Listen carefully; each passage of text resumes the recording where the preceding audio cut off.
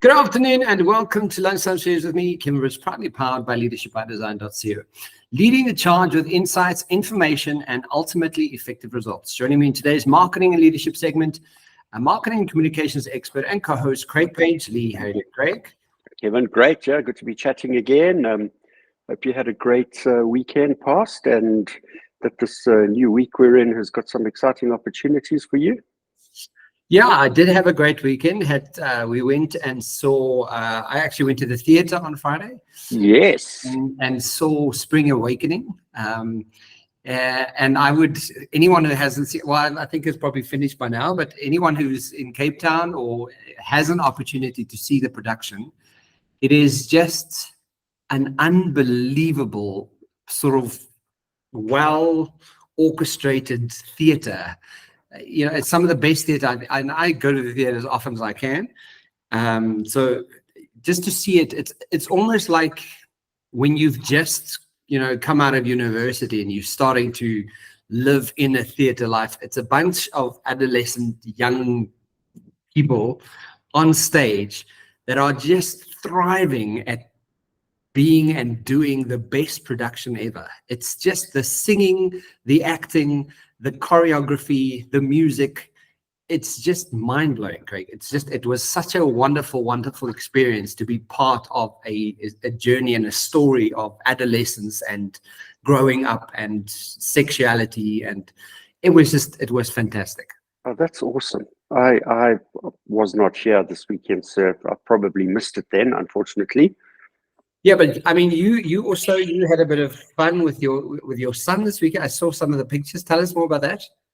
Yeah, Kevin, it was Liam's birthday, so I went down for a quick weekend to see my boy who I haven't seen for quite a while, and we just indulged in him and just did everything he wanted to do. And it was really great for him to ask to go to the museum. So in the silos, the waterfront is the MoCA Museum, I should say. And it is just the most spectacular building. It was one of the old granary silos on the harbour edge. And a few years ago, International Design Awards won and things like that. They've converted the round concrete silos into this incredible experience, cutting through the silos, beautiful elliptical shapes, fantastic internal volumes and things like that, and 3 floors of great exhibition.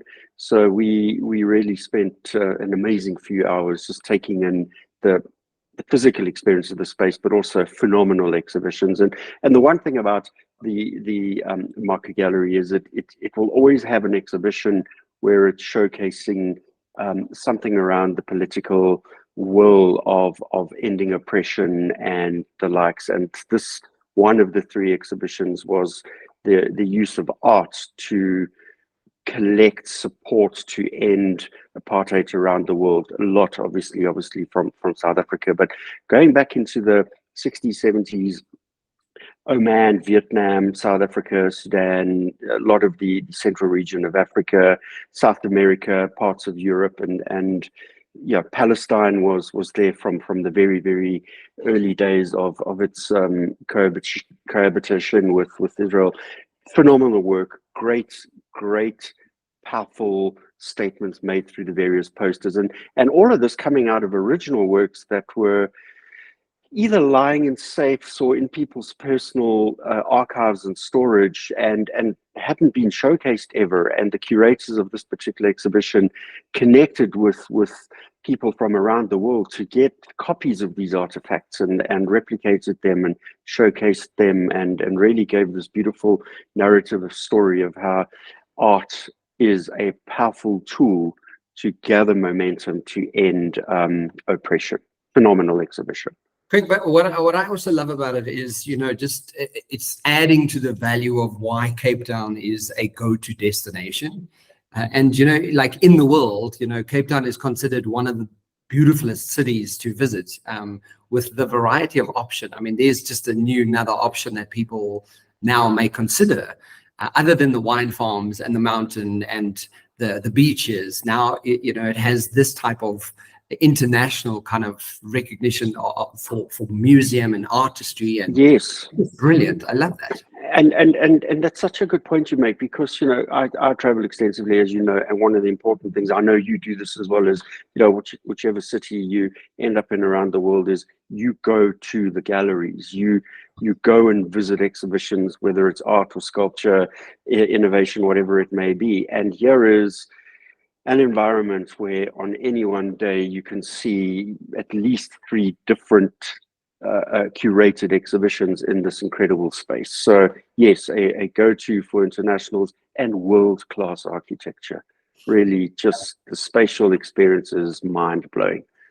Craig, I think we should do some shows on why South Africa is so spectacular. But talking about Cape Town again, Kevin, is I jumped in the hired car on the morning of my arrival, and I headed off into town, and just driving into the city. Yes, you still pass one of the biggest squatter camps in the region, longer next to the national motorway. As coming into Johannesburg and Sandton from Johannesburg's airport, you still pass one of the biggest squatter informal settlements around. And those are 2 brutal realities of what you're seeing entering those 2 major cities in South Africa. But there is a different energy, and I don't know if it's the energy from the mountain or the water or what the hell it is, but there is just a different feeling when you arrive in the city.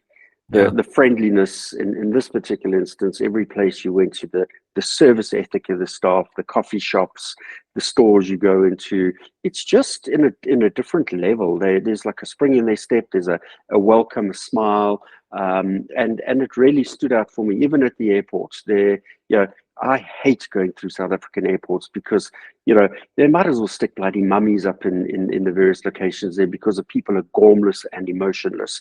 And it's almost as if you're disturbing, their sleep time for them having a job there. Whereas in Cape Town, it was positive, energized, and everybody seems to be willing to put the extra effort in to make the experience great, which at the end of the day, they get positive responses, which makes their day great as well. So yeah, something special is happening in there. Lot of construction happening on the coastal edge. There's still big international investment coming in terms of physical structures and things like that. So yeah, it's been a while since I've been down there. So really great awakening again. Yeah. Absolutely. I love that. Craig, so I know that you mentioned that we were going to continue the conversation from last week, but picking up from a different part of the report you referenced in the conversation, can you give the listeners a quick recap of what we are chatting about today? Yeah, Kevin, as a reminder to our listeners, we started the conversation with a recap of my recent mountain bike stage race last week. And that in itself, as I mentioned, got me thinking about the importance of sport and wellness in our lives, especially that of mental wellness. So in light of that train of thought, I found a report on McKinsey.com titled "The Trends Defining the 1.8 Trillion Global Wellness Market in 2024." And just to re-emphasize, the report was published on the 16th of January 2024, so very current information. It was written by a collaborative team from McKinsey's consumer packaged goods and private equity and principal investors practices. And the key takeout from the first part of the report examined the trends that are actually shaping the consumer wellness landscape. And for today, we're going to discuss the finding from the second part of the report, which looks at the 7 areas of growth in the wellness space. And before jumping into those, it's just worth mentioning that the 5 trends that we picked up on last week that are shaping consumer health and wellness were noted as: first, trend 1, health at home. A lot more people doing self-diagnosis. Trend 2, a new era of biomonitoring and wearables, using technology to regulate your activity and understand your immediate state of well-being. Trend 3, personalization gets an AI boost. AI really coming to the fore and bringing data sets to help understand general health and well-being. Clinical over clean, validation and recommendations by doctors through testing and getting recommendations over and above just a clean bit of chemical or health product in the medicine that you're taking. And then the rise of doctor recommendations, which again segue from the previous clinically proven into doctor recommendations really being the priorities. And yeah, it was good to get your input into these and understanding your behavior in respect of how you treat yourself from a health and wellness point of view, Kevin. Craig, what's interesting, I saw a report recently online, and yes, it's a social media report, so don't quote me on this. One of the things that they recently done, I think it was NASA or some international space station, they took cancer cells into space to kind of see, how would cancer as a molecule and a cell sort of respond to what space, the environment of space. And what they saw, because there's no gravity, there was a rapid movement of cancer. But because of the pace of cancer in space, what they also discovered is they could test on cancer a lot quicker. And they've started sort of noticing what the genes are that, you can actually start changing or curbing, or, what the cancer gene is that causes cancer. So there's already discovery, and just back to the doctor recommendation and sort of understanding how wellness is moving and the trajectory of wellness. The fact that we can sort of now measure, the DNA of cancer in space is, it's that kind of stuff that I love about where the future of health is going. And also, like I always consider, when I heard my parents were 40 years old, you were like, they were so old. And today, 40-year-olds are kind of, riding Sani to see. Absolutely. But just picking up on that point, and that's great. Thanks for sharing that. I'm definitely going to go and read up a bit more on that. I came across a great article that talks about the multi-billion-dollar space industry, and I just sat there and thought, how on earth can you start equating a value to a space industry when we haven't yet commercialized journeys to space and things like that? But in light of what you just said, the ability to use space as a mechanism to test disease types and things like that, that in itself is an industry. And that's a great linkage into the concept of space as an industry platform. Yeah, thanks for sharing that. I'm definitely going to go and read some more on that, Kevin.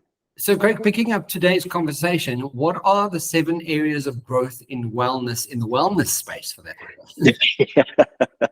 Yeah, so Kevin, the 7 areas are noted as firstly women's health, then healthy aging, weight management, in-person fitness, gut health, sexual health, and sleep.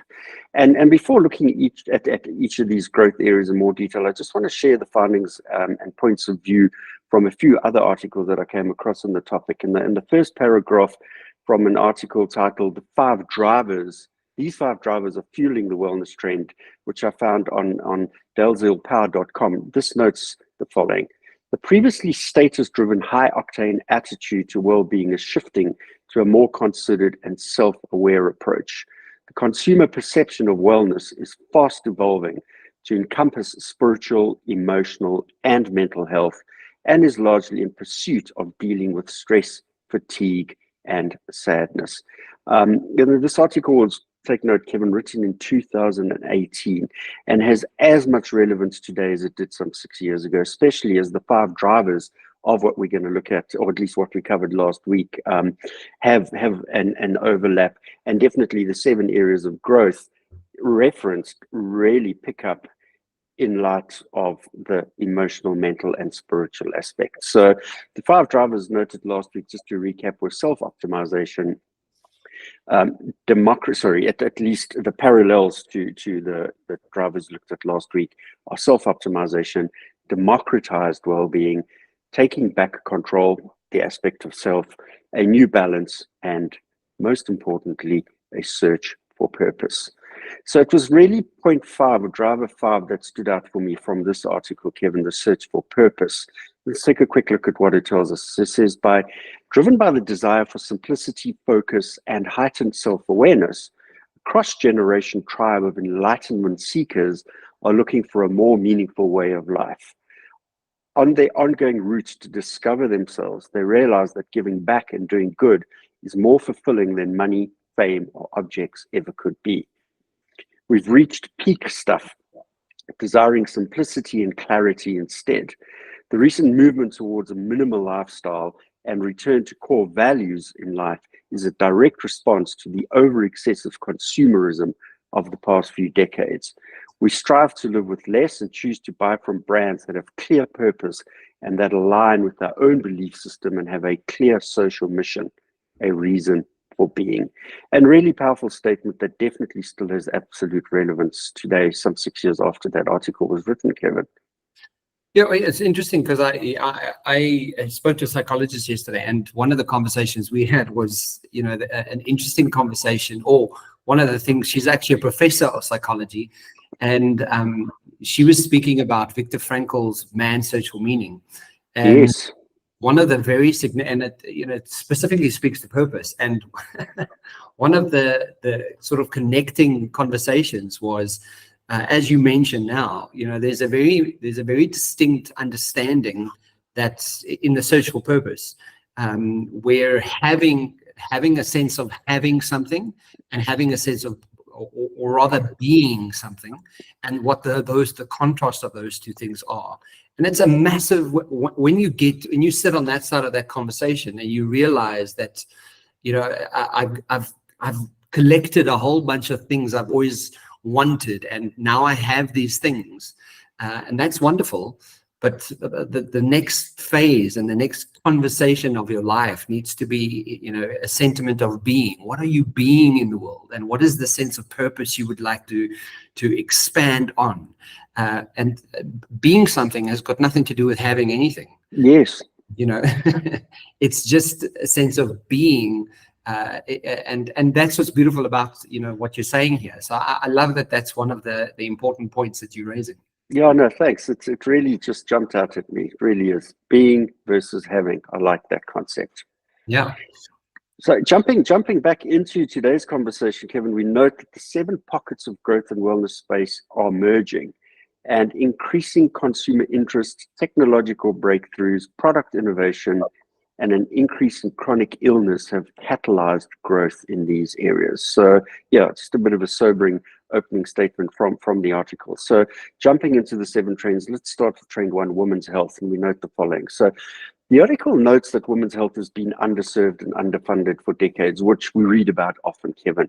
But the purchase of women's health products is definitely on the rise across a range of care needs, with the highest percentage of respondents noting that they had purchased menstrual care and sexual health products. Consumers, however, spent the most on menopause and pregnancy-related products in the past year. Digital tool manufacturers definitely have made inroads into women's health and wearable devices. These have been used to track the physiological signals and to help women identify peak fertility windows in their cycles. That said, there's still a big unmet demand for women's health products and services. And the opportunity here for companies operating in the space exists around the development of solutions, including menstrual and intimate care, fertility support, and then obviously pregnancy and motherhood products, and then women-focused healthcare centers, so places of community where whether it's virtual or physical, come together to have the conversations and get collective input and sharing. Gregory, what's interesting about women's health, and it's just been on my radar since the Roe v. Wade conversation. Oh gosh, yes.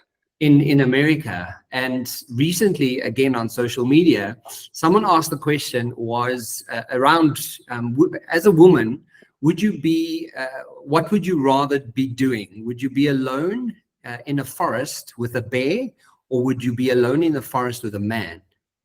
And every single time someone answered, a female answered, woman answered, they would rather be in a forest alone with a woman with a bear rather than a man. Wow.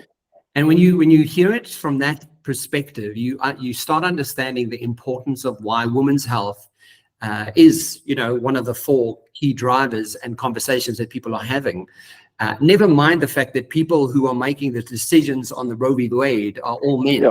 Yeah, absolutely, Kevin. It just goes without saying how ludicrous that is. Completely, right? And you kind of go, how are people who are in power making decisions on human bodies? And none of them understand the importance of why Roe v. Wade is such a big conversation to be had in a country, right? So, people very often dismiss, especially as a man, you dismiss women's health. You're like, oh yeah, women need to pull themselves toward themselves. But essentially, when you do the investigation, when you pay more attention to it, you start realizing that as men, we have undermined women to such in the history of making decisions and women in general. We've made really, as men, we've made really bad decisions on women's health. And we've treated it as a second grade or your second-hand kind of importance in the world. And yet they're part of society, and you're like, how the hell are we doing this, right? So I'm glad that this is at the forefront of health discussions, because we really actually need to start talking, and men need to start talking about it, because women need the support from men who are willing to talk about it. So I love that this is an actual point. It would be really great to see women being at the forefront of cultural discussion as well, because they're still oppressed in many parts of the world, unfortunately. And that's for another conversation, but definitely the enablement of at least this particular aspect of putting the conversation at the forefront is really important. Kevin, moving to trend 2, healthy aging, an important topic for many of us, actually, because it's no surprise that the demand for products and services that supports healthy aging and longevity is on the rise, and we know that there's millions and billions being spent in this particular proposition, where people are trying to get that sort of eternal life proposition in place. And this is fueled by major developments in preventative medicine, the growth of health technology such as telemedicine and digital health monitoring, as we spoke about in the first part of the conversation last week, and then definitely a lot of research into anti-aging products. It's worth noting, though, that more than 60% of the consumers surveyed in this particular investigation considered it very or extremely important to purchase products or services that help with healthy aging and longevity. And the standout point here is that about 70% of consumers in the UK and USA indicated that they've purchased more in this category in the past year than in prior years, Kevin. And this emphasizes that the results were similar. Another key emphasis when reading this is that the results were actually similar across all age groups, suggesting that the push towards healthy aging is driven by both younger generations that are already looking for preventative solutions, and then older generations that are seeking to improve their longevity. Interestingly, though, is 1 in 6 people in the world will be aged 60 or older by 2030. And with this in mind, we're definitely going to see a lot of development and focus globally on healthy aging, Kevin. Companies that take a holistic approach to healthy aging solutions, which include these considerations about mental health that we've spoken about, social factors, etc., these are the companies that will succeed. And bringing products and services to the market that anticipate the needs of these aging consumers instead of, anticipate the need instead of emphasizing the aging process to sell the products. These companies will definitely be the ones that stand at the forefront. And an example here is a service that addresses aging in older adults might focus on one aspect of longevity, such as fitness or nutrition, rather than actually the process of aging itself. So the emphasis is important on the effectiveness of positioning and obviously the consideration of message delivery. Okay, when I was looking at some of the information on this, one of the things that I came across was healthy aging strategies also alleviate the burden of healthcare systems by reducing incidence of age-related disease. So not only is it a thing that's impacting your life as a person, you're actually long-term, you're impacting your country, you're impacting systems, you're impacting the society you're living in, the workforce you're in, your family. Yes. So there's a knock-on effect of really looking at why healthy aging is such a far better proposition. And, we do see now that people are living longer than we did 40 years ago. So there's definitely a slow ticking kind of movement where people are making healthier options. I I'm one of them.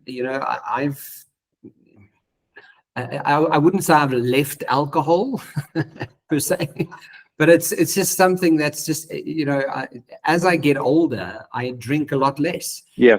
It's just become a thing that I just do it a lot less. And I'll do it on very special occasions. But being someone who used to drink, almost every night and have some whiskey, like while you're watching TV or you just before you go to bed, to someone who just doesn't do it now, until there's a reason for it to do it. Yes.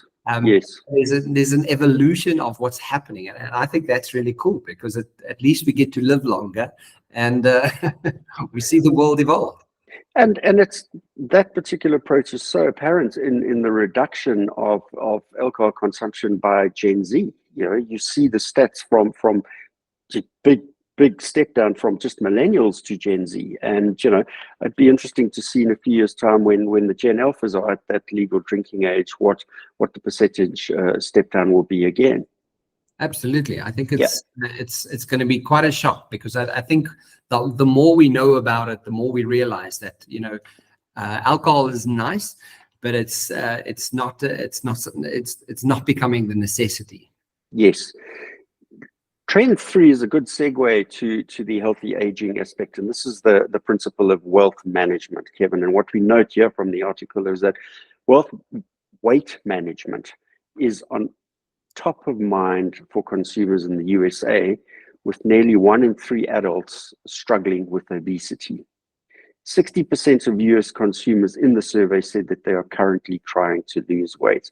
And while exercise is by far the most reported weight management intervention or mechanism highlighted in the survey, more than 50% of US consumers actually considered prescription medication for weight management, including glucagon-like peptide 1, which is apparently a very effective drug, prescribed quite freely, but something that I'm not aware of as a drug name. But people are resorting to medication and doing physical well-being to try and quickly rid themselves of excess weight.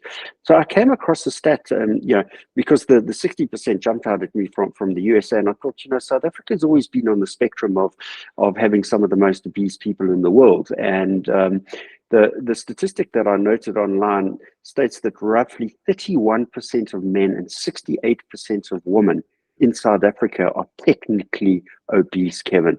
And again, going back to your earlier point, this leads to other lifestyle diseases like diabetes and heart disease, which have mega negative repercussions to family, workplace, society at the broadest level. Right, but I mean, also, obesity and overweight are significant public health challenges, and it's sort of a global thing, but contributing to numerous chronic conditions, which I think we now understand so much more of. So diabetes, heart disease, certain cancers, that's just fueled by obesity, right? So yes, we actively understand now that with better effective weight management and better strategies around weight management, we're also curbing the chronic disease pandemic that we sort of have in the world. But more of that, like promoting healthy weight practices fosters positive habits, and that can be passed down through generations. And yes. I look at my ex-wife and my daughter. Carmen is really, really focused on going to gym, eating effectively, and eating the right kinds of foods. And she just instinctively packs Balin's lunch in the way that she would eat, right? So, when you see it like that, it becomes a family way of living, right? And I think I think as you say, the younger generations are starting to really realize the importance of this. And what we've actually missed in a big way, because my parents were not, we would have big breakfasts on Saturdays, and we would make a whole thing about it. And there was always bread everywhere, and everyone, we bought bread every single day of the week, and that's how you had lunch, right? And if I look at it today, I don't remember when last I ate bread. It's just sure, yeah, for me. So.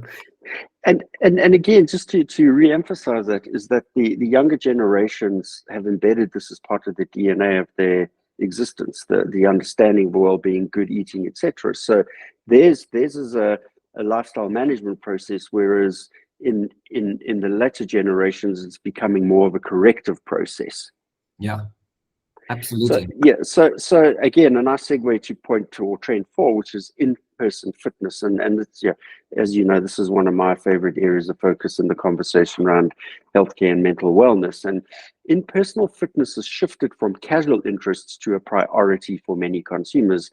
Around 50% of US gym goers note that the fitness is core part of their identity, and this trend, Kevin, is definitely much stronger than among the younger consumers, as I mentioned earlier, with 56% of US Gen Z consumers surveyed stating that fitness is a very high priority in their lifestyle compared to the average of 40% across all US consumers. So in-person fitness classes, personal training, two of the top areas of focus where consumers expect to spend more. Consumers are expected to maintain their spending on fitness club memberships and fitness apps. I have a couple of them as well, and I do use them quite regularly. The challenge for fitness businesses here will be to retain consumers among this ever-increasing growth industry and suite of choices, offering best-in-class fitness facilities, convenient locations for the gyms, operating hours that suit the needs of folks' hectic lifestyles, and then obviously loyalty and referral programs are all important layers in driving this proposition. Building strong communities and offering experiences such as great retreats, services such as nutritional coaching and personalized workout plans are all at the top end of need to evolve this value proposition and manage customer acquisition costs, Kevin. Great. What's interesting is I've never been a personal fitness person because I have asthma, and for me that was always the reason why I couldn't just go running or just be active. Right. As I get older, I realize that one of the biggest problems we have as we age is your muscle density reduces, right? So I'm very aware of, if I look at my parents and family members who are older than me, how quickly your muscle capacity is reduced by that. And I don't want to be in that. I don't want to fall in that category. So I'm very aware of it now, and I track all my fitness. I have it as part of my medical aid, and it shows how busy I am and what I'm doing. But also, one of the things I found around in-person fitness, Craig, is and this is what I think some people also forget is, and this really well, is it becomes a social interaction that you have yes. and people, right? So I mean, it's motivation, it's professional guidance, which you can enhance, and the adherence to exercise routines, and incorporating physical fitness to your life is a huge way of actually reducing obesity and related diseases, right? So just having the cognizance and the awareness of going actually, and people often think, well, you've got to go and run a marathon, and that's not the truth, because Correct. There's science now to prove that just walking around the block can actually lose more weight than running, a marathon. So just walking and having that consistent, active, daily kind of process of being aware of your own personal fitness, how much that can impact your actual health. So yeah, I absolutely love it. And just to add on it, that social interaction and sort of connection that you have with people, that just helps. And the whole concept of healthy body, healthy mind is just such a intrinsically connected construct. And in the gyms, in those healthy environments, the cycling clubs, you're going to meet other like-minded people, and you're going to grow that social support network as well. Kevin, trend 5 is gut health, and probiotic supplements are definitely the most frequently used gut health products in the world, but consumers are opting for probiotic-rich foods as opposed to taking the supplements. They're looking for the foods that contain this rich source, such as kimchi, kombucha, or yogurt, and then obviously they are also looking at over the shelf for over-the-counter medication supplements. About 33% of both UK and USA consumers surveyed said they wish there were more products in the market to support their gut health. And I think this would definitely be a high priority for many South Africans as well, taking into account the number of people that I know who are eating into this particular proposition of probiotic food types. Yeah. The at-home microbiome testing and personalization nutrition are definitely two areas where companies operating in this space have great opportunity to build growth in this particular segment, Kevin. Craig, but on that point around gut health, and this is something I learned from the Neuroscience from Business program that we do assessments on, and 95% of your serotonin, so 95% of your feel-good hormone comes from your gut. Oh, wow. So when you are not in a healthy state and you're eating really fatty foods and you're really not looking after your fiber and you really have bad gut health, what we now know through science is that your feel-good hormone travels through your vagus nerve right into your brain and goes through your heart into your head, and you just don't feel good.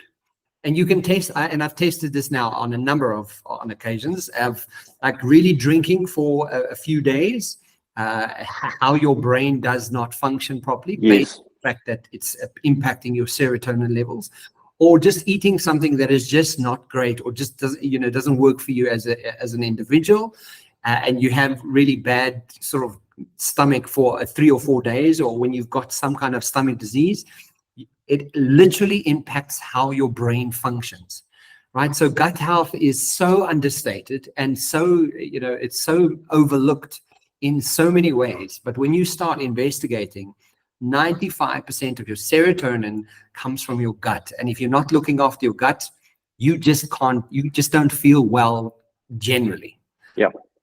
So it's an unbelievably important point. Fantastic. Trend 6, sexual health. The report opens with the statement that the expanded cultural conversation about sexuality, improvements in sexual education, and growing support for female sexual health challenges have all contributed to the growth and demand for sexual health products. And here we note that 87% of US consumers are reported to having spent the same or more on sexual health products in the past year than in prior years. And they said that they purchased personal lubricants, contraceptives, and adult toys most frequently.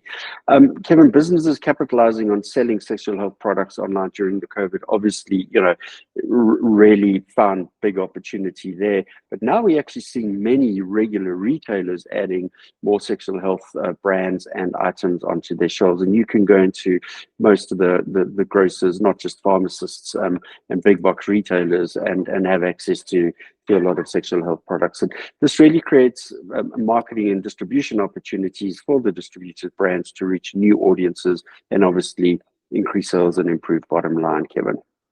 What I like about it is that we're not skewing away from it like we did 20 years ago. Like, yes, about sex, or like people like, yeah, but that's for a different day or a different conversation. And we're in a to go through life, think that you're going to put a bunch of youngsters in a room, or a bunch of friends going on a holiday, and they're not going to have sex. It's just stupid. It's just silly to think that people are not going to have sex. So rather educate them on how to do it well and how to do it safely and what portions are, then stick your head in the sand and not speak about it, right? So it's an absolute necessity, because the more educated we are around it, it just helps. It helps long term.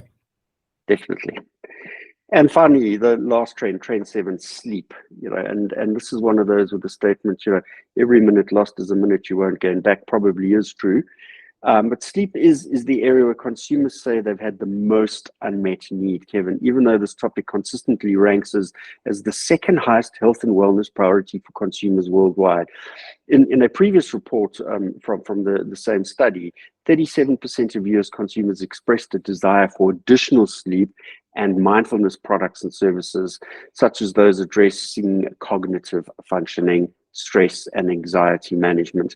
And again, the report notes that little has changed in the past year around this particular point.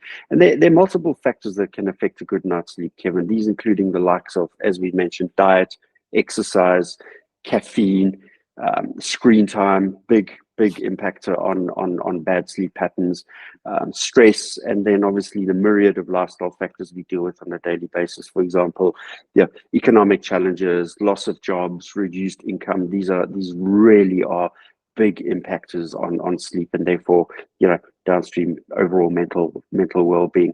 But due to the complexity of these factors, Kevin, not many tech players or emerging brands have actually yet been able to create a compelling ecosystem to improve consumer sleep holistically in this ecosystem. So great opportunity for companies in the space is to leverage consumer data, data that addresses specific pain points more effectively, like what we mentioned, and helping them induce sleep, minimizing sleep interruptions, easing wakefulness, not wakefulness, and improving sleep quality, Kevin. Great, but and this is one thing that I know. Just I know you can't. You can achieve great things with very little sleep. Yeah, I must admit, sort of a 4-hour sleep night is a good night for me. Yes. But I know that just from my personal experience and my personal health is when I don't sleep enough, my mood changes immediately. And I feel depressed when I haven't slept, right? So I just can't think. I feel like I need to sleep. But I mean, some information that I found around this is chronic sleep deprivation is linked to obesity, diabetes, cardiovascular disease, and mental health or disorders. So when you're looking at like just general health, again, you kind of go, well, are you sleeping? Are you doing the basics, right? Even the neuroscience program that we're part of speaks about, your sleeping habits. Like, what does your sleeping habits look like? And are you getting enough sleep? Because again, it just impacts your brain to such a degree. And if you're not actively, taking care of your own sleep patterns and your habit-formed way of getting rest, yes, going to impact your life long term. Absolutely. So, lovely closing paragraph. It makes an important statement for any brand or company wanting to operate in the health and wellness space, Kevin, and reads as follows. As consumers take more control over their health outcomes, they're looking for data-backed, accessible products and services that empower them to do so. Companies that can help consumers make sense of this data and deliver solutions that are personalized, relevant, and rooted in science will be best positioned to succeed. So it's not an easy task in this rapid, ever-evolving wellness industry to stay ahead of the curve. But Kevin, with so many of the topics we've covered in the show the past few years, data obviously plays probably the most important role in getting the balance right. And for those companies, the statement "he who owns data is king" still remains in this regard. Craig, yeah, and I think, and I love that we've had this conversation because people still, I still find that people disregard health as an important conversation for organizations, for businesses out there. So I'm happy that we're bringing this to the forefront, and we have some really great stats to support what we're saying here. And it's not a feel good kind of conversation. It's only a feel good conversation, but it's the reality of the world that we currently live in. Exactly. And if we pay into it, we have so much more control of how it impacts our world, like literally. So I love this. Craig, thank you. Yeah, I mean, I was looking for a quote on health, and I found a nice, sweet, because it's also a really good one. Voltaire spoke once and shared a quote and said, "I have chosen to be happy because it's good for my health." That's beautiful. That's beautiful. Yes. Guys, please remember to share, like, and tune into the Lunchtime Series every week on Wednesdays and Thursdays. For myself and Craig, have a fantastic week, and we'll chat to you next week. Thanks, Craig. Brilliant, Kevin. Look forward to it. Thanks.